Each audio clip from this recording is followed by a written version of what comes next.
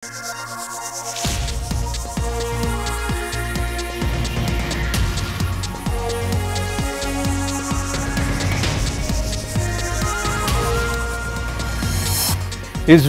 বর্বরতায় প্রতিবাদে March for Gaza কর্মসূচি আজ সোহরাওয়ার্দী উদ্যানে জড়ো হচ্ছেন সকল শ্রেণী পেশার মানুষ। আগুনে পুড়ে গেল ফ্যাসিবাদের মুখাকৃতি ও শান্তির পায়রা প্রতিকৃতি। দুঃখ প্রকাশ করে তদন্ত কমিটি গঠন চারুকলা ইনস্টিটিউটে। নদীতে ফুল বিসর্জনের মধ্য দিয়ে পার্বত্য এলাকায় চলছে বর্ষ বিদায়ের উৎসব বৈশাখী। নতুন বাংলা বছরকে বরণ করতে সাজানো হচ্ছে পাহাড়। এবং হঠাৎ করে ট্রান্সশিপমেন্ট বাতিল, ভারতের প্রতিহিংসামূলক আচরণ, বলছেন বিশেষজ্ঞরা। বড় কোনো ক্ষতি হবে না বাংলাদেশের।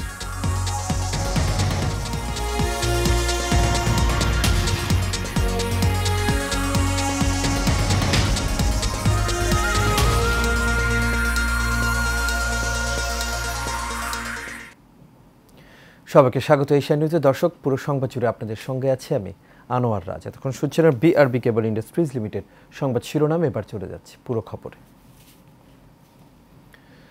দখলদার ইসরায়েলের বর্বর হামলা ও হত্যার প্রতিবাদ এবং ফিলিস্তিনের নির্যাতিত মানুষের সঙ্গে সংহতি প্রকাশ করতে সোহরাওয়ার্দী উদ্যানে হবে মার্চ ফর গাজা কর্মসূচি। বিকেল ৩টা থেকে মাগরিবের পূর্ব পর্যন্ত এই সমাবেশ অনুষ্ঠিত হবে। তবে মূল অনুষ্ঠান বিকেল হলেও সকাল থেকে সোহরাওয়ার্দী উদ্যানের প্রতিটি গেটেই মানুষের ঢল নেমেছে। সকাল থেকেই ছোট বড় মিছিল নিয়ে শাহবাগ, দোয়েল চত্বর ও নীলক্ষেতের দিকে আসতে শুরু করেছে সাধারণ মানুষ। মিছিলে অংশগ্রহণকারী প্রত্যেকের হাতে রয়েছে বাংলাদেশের জাতীয় পতাকা ও ফিলিস্তিনের পতাকা। গাজায় চলমান বর্বরোচিত ইসরায়েলি আগ্রাসনের বিরুদ্ধে আন্তর্জাতিক জনমত গঠন এবং মানবিক সহানুভূতি জাগ্রত করতে ব্যতিক্রমধর্মী এই গণজমায়েতের আয়োজন করেছে প্যালেস্টাইন সলিডারিটি মুভমেন্ট নামে একটি সংগঠন। জাতীয় মসজিদ বাইতুল মোকাররমের খতিব মোহাম্মদ আব্দুল মালেক এই জমায়েতে সভাপতিত্ব করবেন বলে আয়োজকরা জানিয়েছেন। প্যালেস্টাইন সলিডারিটি মুভমেন্ট গণমাধ্যম সমন্বয়ক শেখ ফজলুল করিম মারুফ বলেছেন, শনিবার দুপুর 2টায় 5টি পয়েন্ট থেকে মার্চ শুরু করে 3টায় সোহরাওয়ার্দী উদ্যানে গণজমায়েত হবে। বাংলা মোটর, কাকরাইল মোড়, 0 পয়েন্ট, বক্সিবাজার মোড় ও নীলক্ষেত মোড় থেকে মিছিল উদ্যানে ঢুকবে। তবে মার্চ ফর গাজা কর্মসূচিতে কিছুটা পরিবর্তন করা হয়েছে। শাহবাগ থেকে মানিক মিয়া অ্যাভিনিউ পর্যন্ত এই মার্চ হওয়ার কথা ছিল। তবে নতুন সিদ্ধান্ত অনুযায়ী দুপুর 3টায় সোহরাওয়ার্দী উদ্যানে গণজমায়েত করা হবে। মানিক মিয়া অ্যাভিনিউ অভিমুখে যাত্রা করা হচ্ছে না।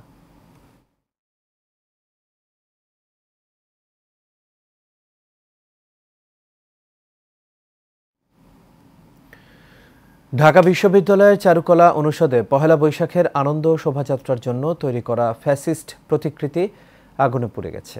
ভোর 4:50 এই ঘটনা ঘটে বলে বিশ্ববিদ্যালয়ের প্রক্টর সাইফুদ্দিন আহমেদ বিষয়টি নিশ্চিত করেছেন। তবে কে বা কারা এই আগুন দিয়েছে তা এখনও শনাক্ত করতে পারেনি আয়োজকরা।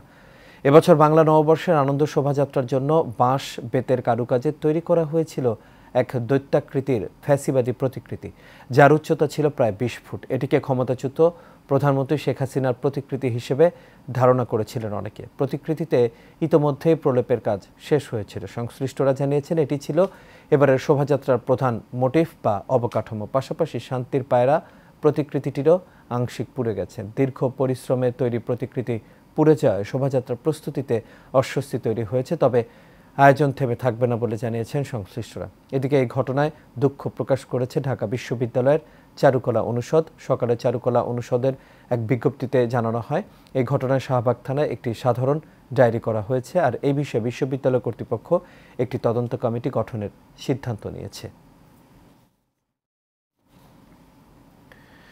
বান্দরবানের নদীতে ফুল বিসর্জনের মধ্য দিয়ে শুরু হয়েছে পাহাড়ি জনগোষ্ঠীর অন্যতম প্রধান উৎসব বৈশাখী। এ সময় শত শত চাকমা ও তঞ্চঙ্গা তরুণ তরুণী নদীর তীরে এসে গঙ্গা দেবীর উদ্দেশ্যে প্রার্থনা করে এবং ফুল নিবেদন করে। সকালে বান্দরবান বোয়াংছড়ি বাস স্টেশন ও উজানি পাড়া এলাকায় সাঙ্গু নদীর ঘাটে একদল তরুণ তরুণী নদীতে ফুল নিবেদন করেন।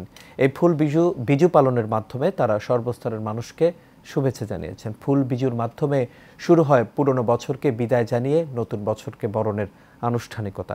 অন্যদিকে পাহাড়িদের বর্ষবিদায় ও নতুন বর্ষবরণের উৎসব চলছে খাগড়াছড়িতেও। ভোর থেকে খবমপড়িয়া এলাকার চেঙ্গি নদীতে ফুল দেয়া ও মোমবাতি প্রজ্বলন শেষে প্রার্থনা করে চাকমার ফুল বিজু উৎসবের সূচনা করা হয়। যেন এই মা এই গঙ্গা মা সেই নদীর মাধ্যমে সেই দুঃখগুলোকে আমরা ভাসিয়ে দিতে পারি। আমরা আসলে প্রতি বছরের ন্যায় এই ফুল বিজুর জন্য আমরা খুবই আনন্দের সাথে অপেক্ষা করি আর কি। আমরা আজকে এসেছি বান্দরবান সাঙ্গু নদীতে ফুল বাসানোর জন্য। আমাদের এই পাহাড়ে মার সাংগ্রাই, বৈশু, বিজু, এই যে আমাদের একটা সর্বজনীন একটা উৎসব। নতুন বছর যাতে আমরা ভালো করে এই উদ্দেশ্যে প্রার্থনা। এদিকে পাহাড়িদের বর্ষবরণ উৎসবের খবর সংগ্রহে বাধা দেওয়ার ঘটনা ঘটেছে। খাগড়াছড়িতে সকালে গণমাধ্যম কর্মীরা জেলা সদরের এবং পুরিয়া চাকমা অধ্যুষিত এলাকায় চেঙ্গি নদীর পাড়ে গেলে এই বাধা প্রদানের ঘটনা ঘটেছে। সেখানে নো জার্নালিস্ট, নো ফটোগ্রাফি, পক্ষপাত দুষ্ট গণমাধ্যমের প্রবেশ নিষেধ এমন ব্যানার নিয়ে পাহাড়ি যুবকরা বাধা দেয়। বাধা পেরিয়ে গণমাধ্যম কর্মীরা তাদের পেশাগত দায়িত্ব পালন করতে গেলে সেখানে এক শ্রেণীর উচ্ছৃঙ্খল পাহাড়ি যুবকরা অকথ্য ভাষায় সাংবাদিকদের গালাগালি করে হুমকি দেয়। এ সময় আইনশৃঙ্খলা রক্ষাকারী বাহিনী থাকলেও তাদের বাধা দিতে দেখা যায়নি।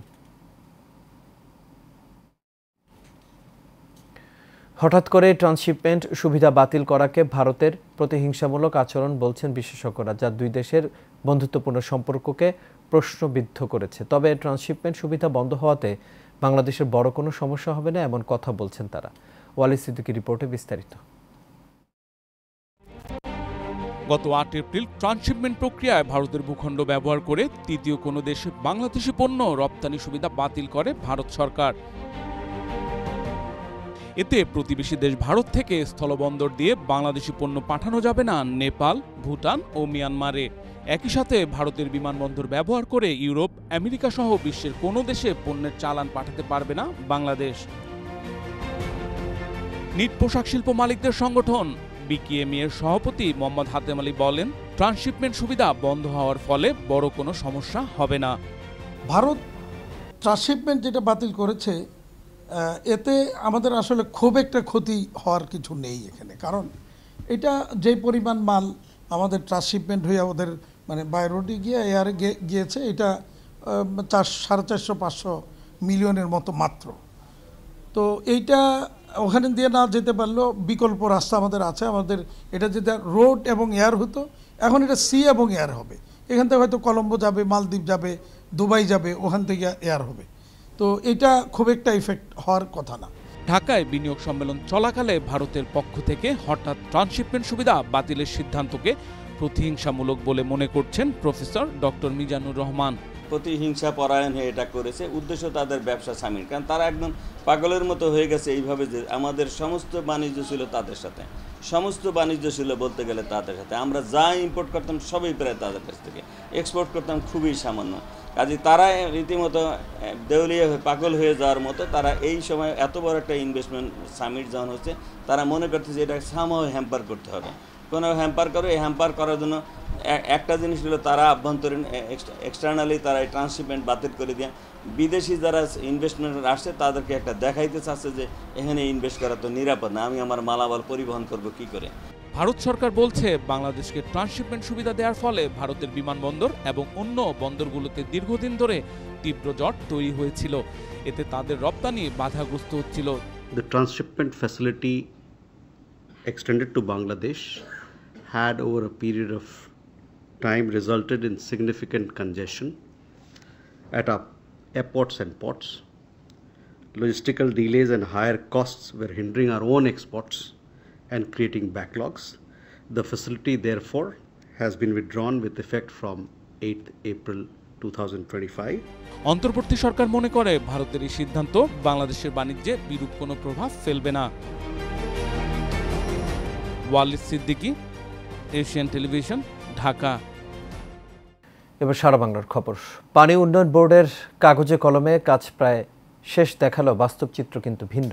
সুনামগঞ্জের ফসল রক্ষা বাঁধের কাজ শেষ হয়নি এখনও, আর কিছুদিন পরেই বড় মৌসুম। বাঁধের কাজ না হয় বৃষ্টিপাত শুরু হলে আগাম বন্যা ও পাহাড়ি ঢলে ফসলহানির শঙ্কায় দিন কাটাচ্ছেন হাওরপাড়ের কৃষকরা। সুনামগঞ্জ প্রতিনিধি এনামুল কবির মুন্নার পাঠানো তথ্য ছবিতে বিস্তারিত জানাচ্ছেন জাবালুর নূর।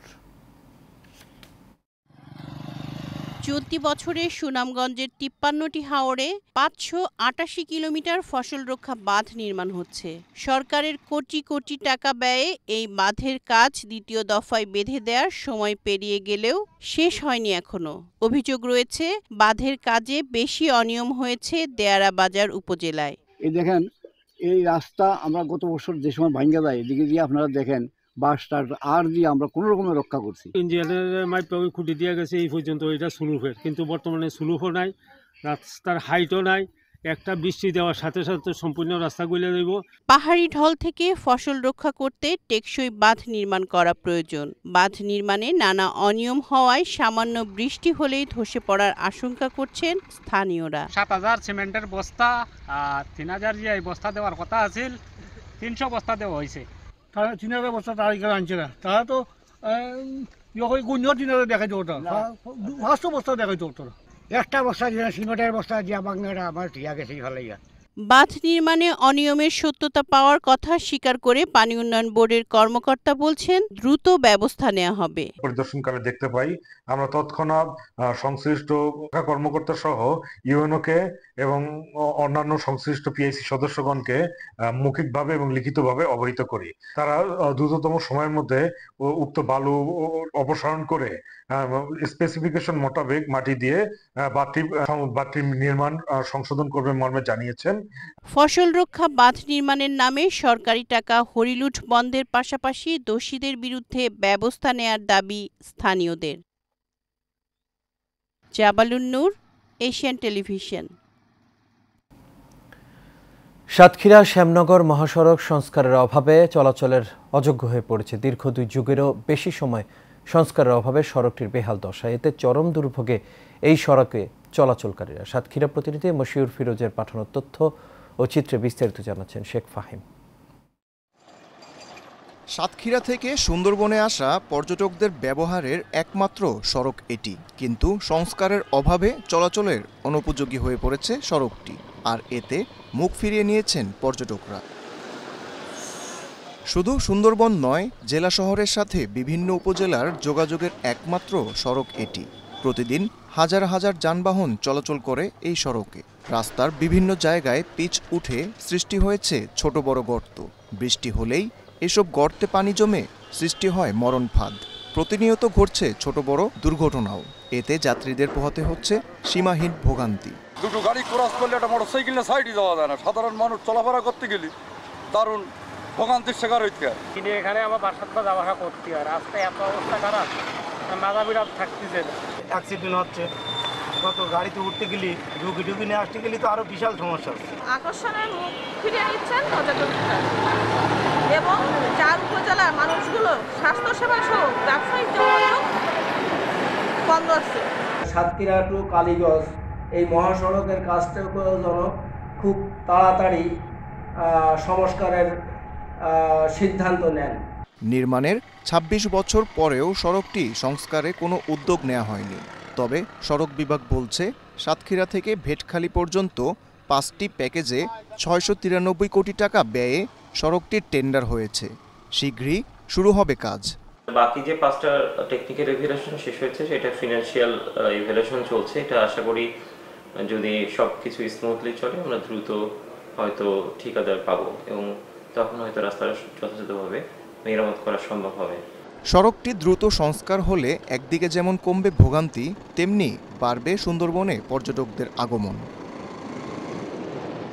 Sheikh Fahim, Asian television.